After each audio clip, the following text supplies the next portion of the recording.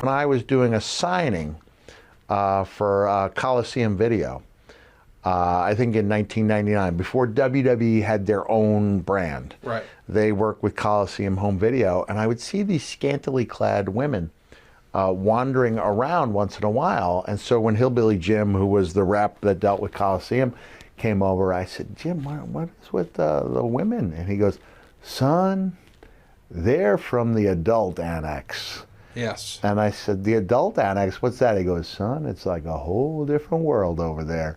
Would you like to take a look? And I said,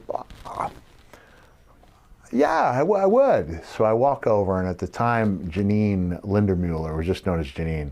10 out of 10. Most beautiful woman in the adult arts. And they allow me to cut her long line. And just as I get up there, this crazed fan comes over and says, do you have any idea who this is? This is Mick Foley. He can do anything. He did this, he did that, he did that. Walks away, and I said, well, who was that? And she goes, oh, he owns the company.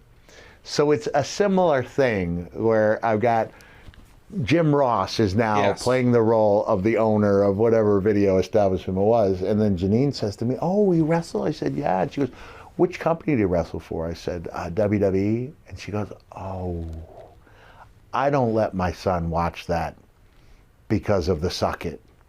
And I said, as a matter of fact, I don't let my son watch you either. And that is an all-time conversation.